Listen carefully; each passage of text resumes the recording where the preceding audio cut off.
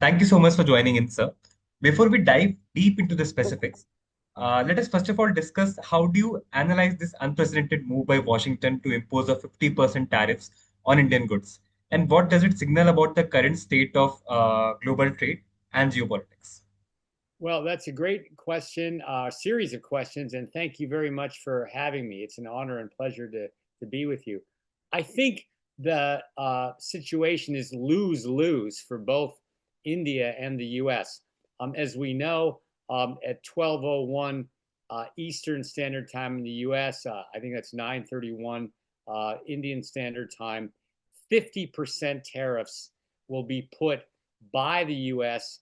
on all Indian merchandise, Indian origin merchandise, with some minor exceptions, traffic in transit and humanitarian assistance.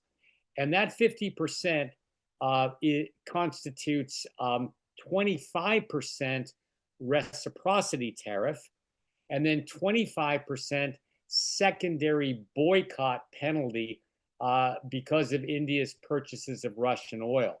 Now, let's take each of those components separately. The reciprocity tariff, from the American perspective, is based on longstanding American concerns that India has not sufficiently liberalized market access for American merchandise, including especially farm products. And we all know that the Indian market started to liberalize back in 1991, but those first generation reforms have sputtered. And among the slowing of those reforms are in agriculture. And the Indian Prime Minister has understandably said he has to protect the interests of Indian farmers, as any head of state, head of government would do. But from the American perspective, this has been going on for too long, ever since the 1986 to 1994 Uruguay round. And throughout the Doha round of 2001 to 2018, the Indian side has known the Americans have wanted more market access on agricultural goods, and the Indian side has not reformed sufficiently. Now, that's lose-lose also in the sense that the Indian consumer, not only poor people, but the rising middle class, face higher farm product costs if India tries to be self-sufficient in every agricultural item. If there's a contemporary Swadeshi movement, that's going to raise costs on the Indian consumer, even if it protects inefficient Indian farmers.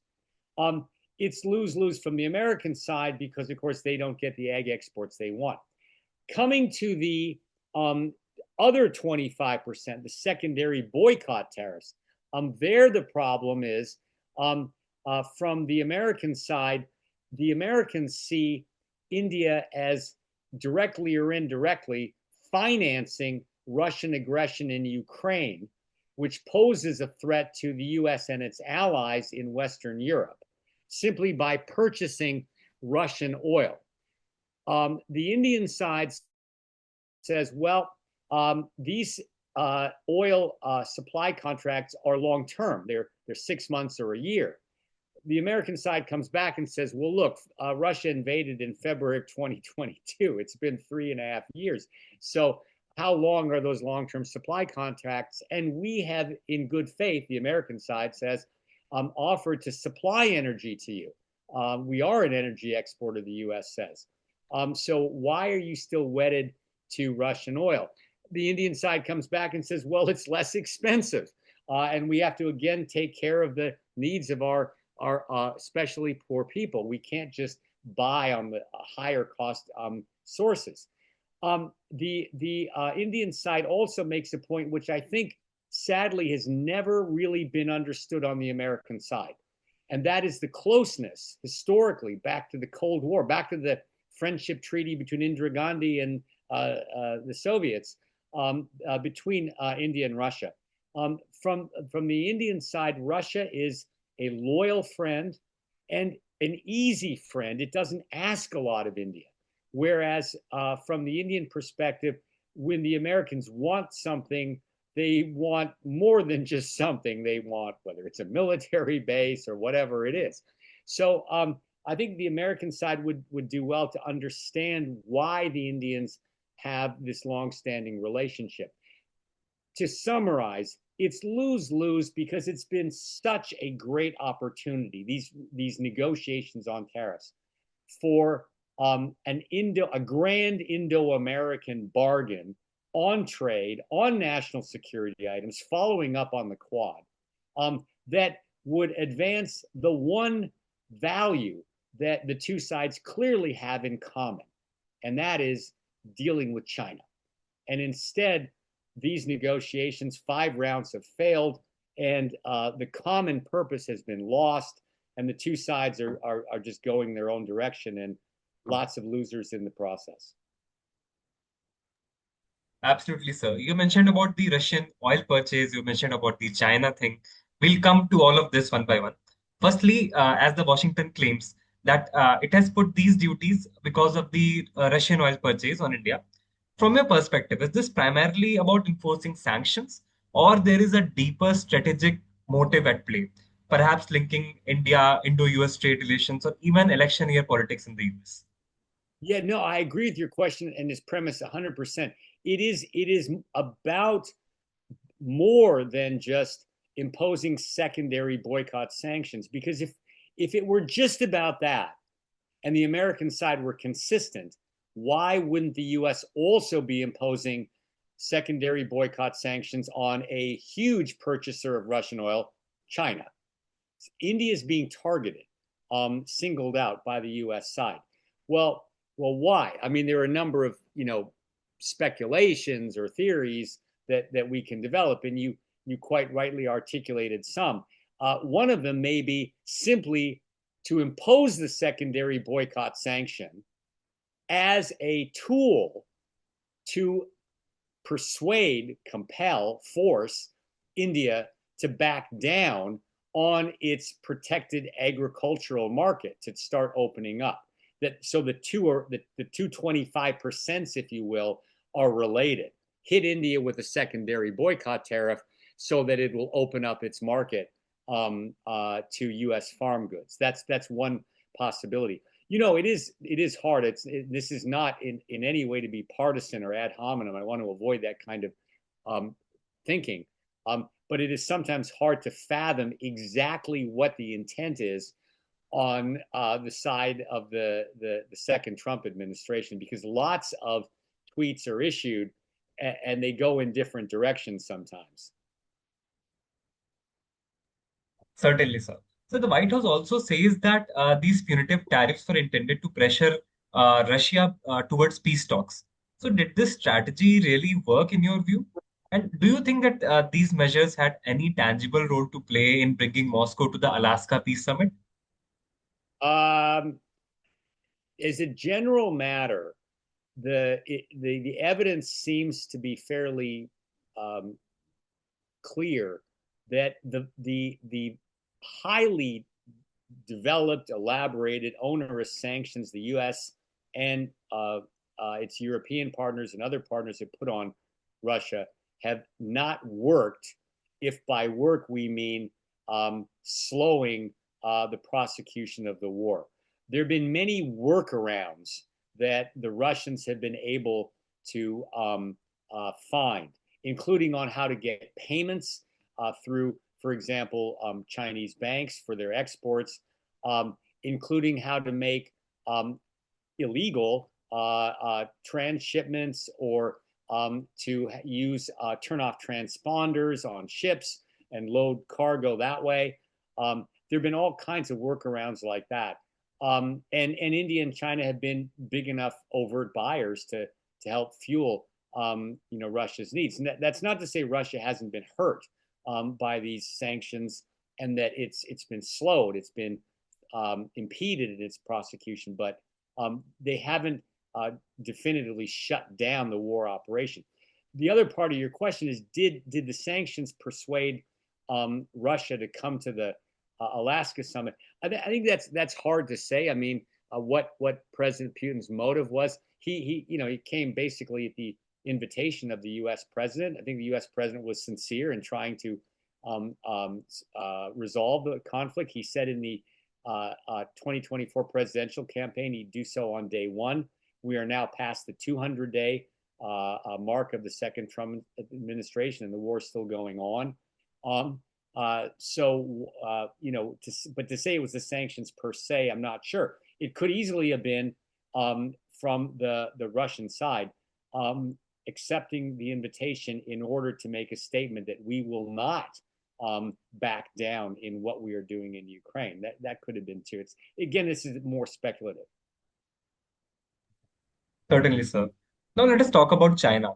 While India is facing a 50% tariff penalty, to be say, if I'll be precise, I'll say a penalty for trade with Russia. China, arguably the largest importer of Russian oil, appears to be absent from these secondary tariff measures. How do you assess this differential treatment? Is this about geopolitics, economic leverage, or there is something else? Yeah, another superb question. Sometimes the response you get from American officials is to a question like that is three words: China is different.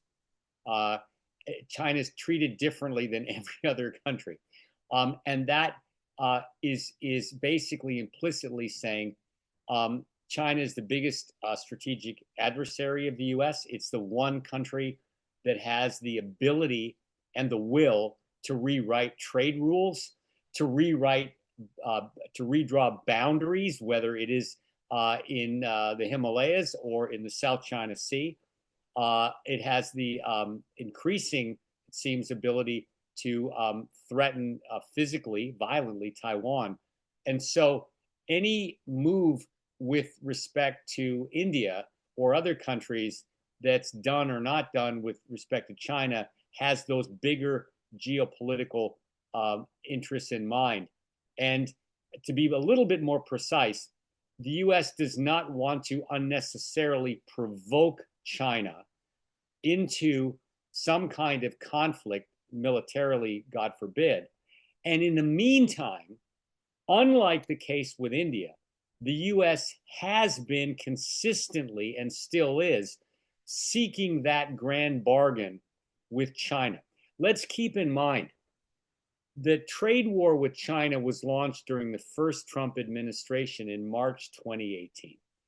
And the issues that the first Trump administration raised, which in my judgment were entirely valid and correct: intellectual property theft, trade secret theft, cybersecurity, cyber hacking, state-owned enterprise behavior, and the need to reform SOEs in China so they operate on commercial considerations, illegal subsidies, that is illegal under the WTO, all of which were trade practices that created a very unlevel playing field that many administrations, going back to the George W. Bush administration, the Obama administration, and the Trump and Biden administrations, all were trying to deal with.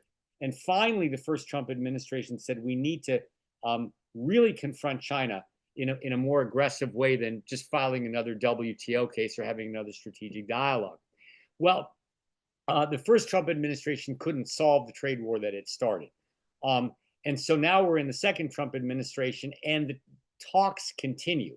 And there is hope that China might make more purchases to cut into the bilateral trade deficit, that it might cease its alleged currency manipulation, that it might reduce its subsidies, that it might privatize its state-owned enterprises.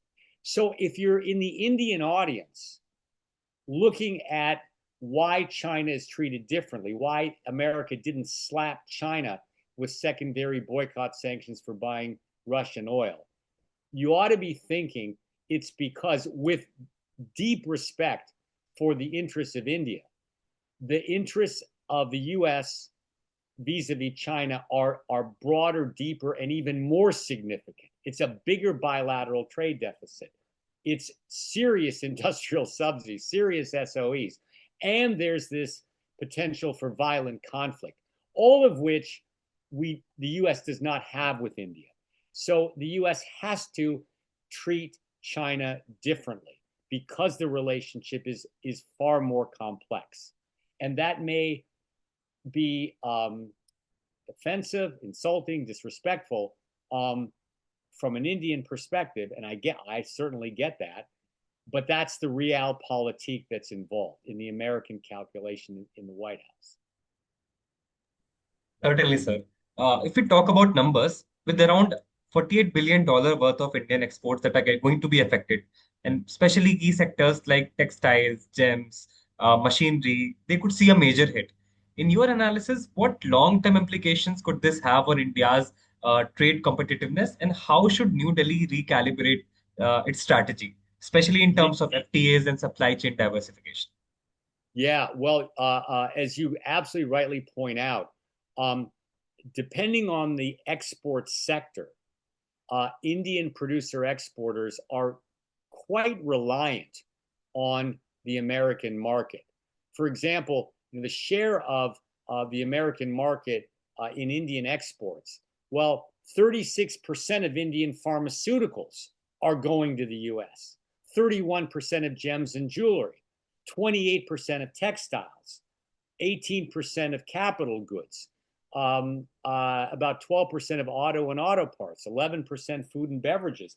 These are all data that are coming from various sources, including S&P and other news organizations like Reuters, and they're published. And so these sectors need to figure out fast where are they going to make up for a loss of between ballpark 11% and 36% of their market that is going to disappear or erode that was in the US. Well, what are your likely alternatives?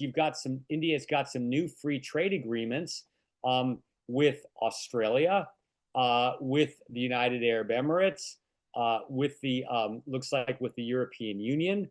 Can India divert some of its trade from the U.S. to those newer markets, under which hopefully the terms of the new Indian FTAs will get duty-free, quota-free treatment, which would be terrific for the Indian exporters. So I would be looking first to India's FTA partners.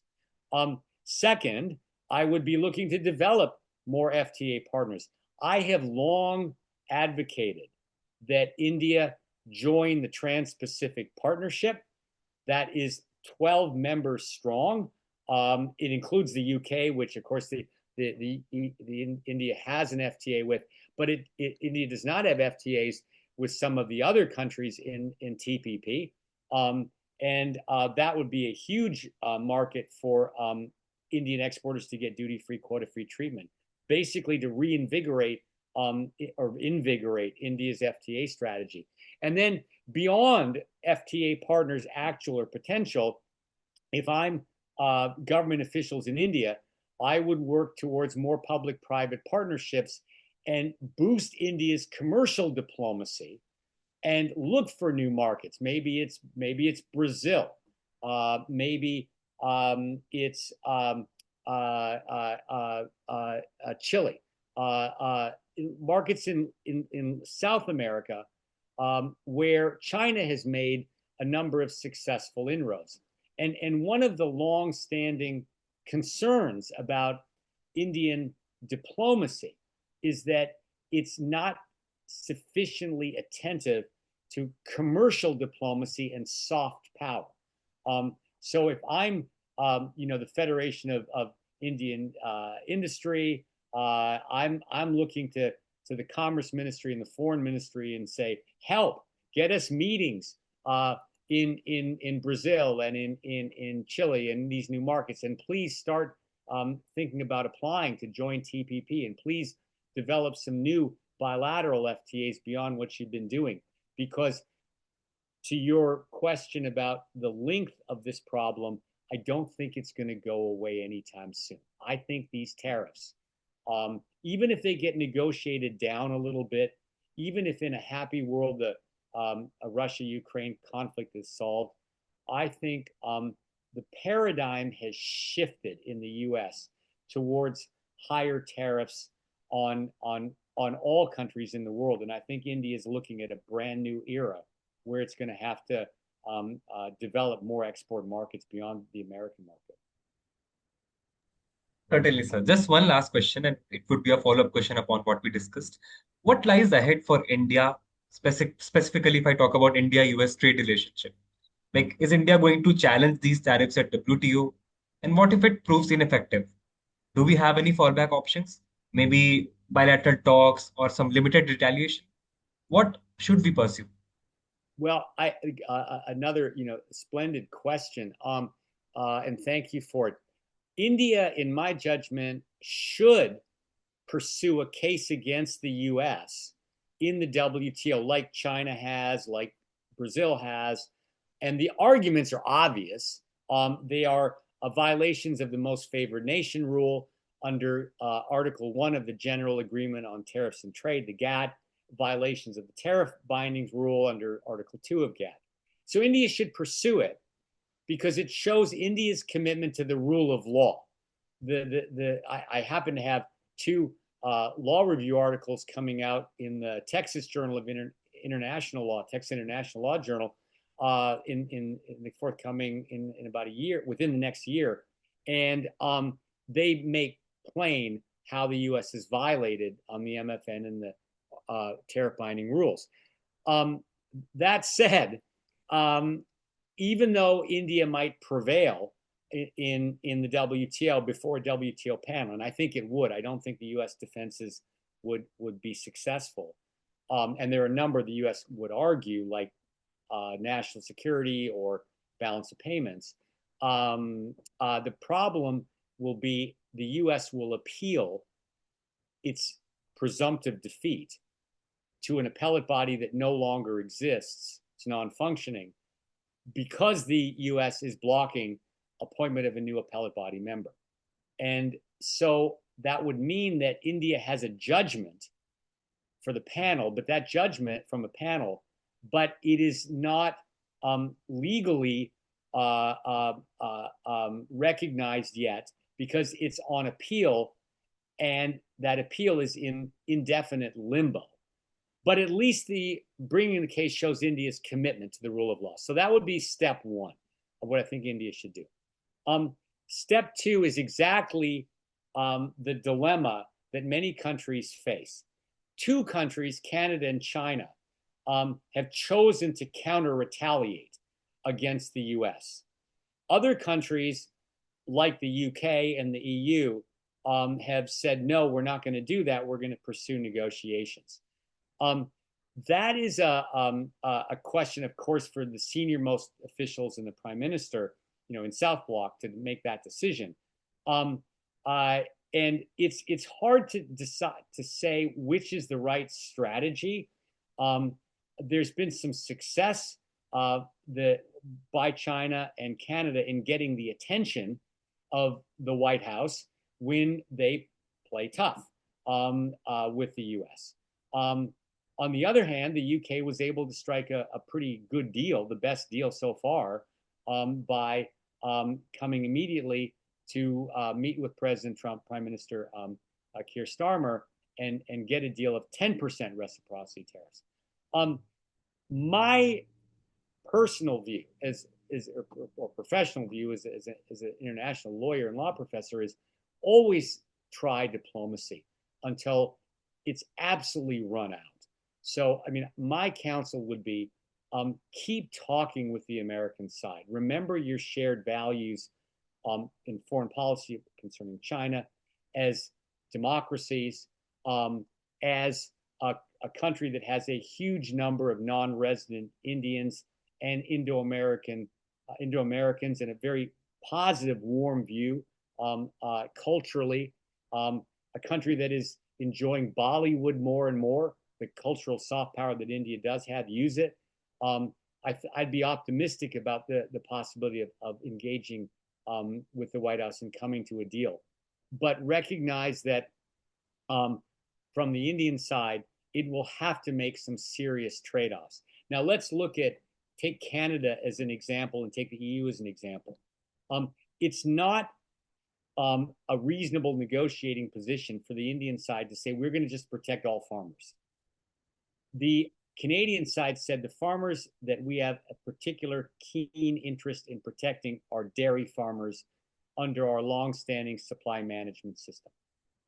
The EU has said we are not going to compromise on our sanitary and phytosanitary standards concerning, for example, no growth hormones, no GMOs in our food supply chain. So the Indian side is going to have to be thoughtful about which sectors it wants to protect and which ones it's going to have to liberalize. And then the ones that it needs to liberalize, it can do so, again, thoughtfully, using staging categories that phase out tariffs over time, 5 years or 10 years. And it can front end load or back end load those tariffs, which is exactly what's happened in the Trans-Pacific Partnership.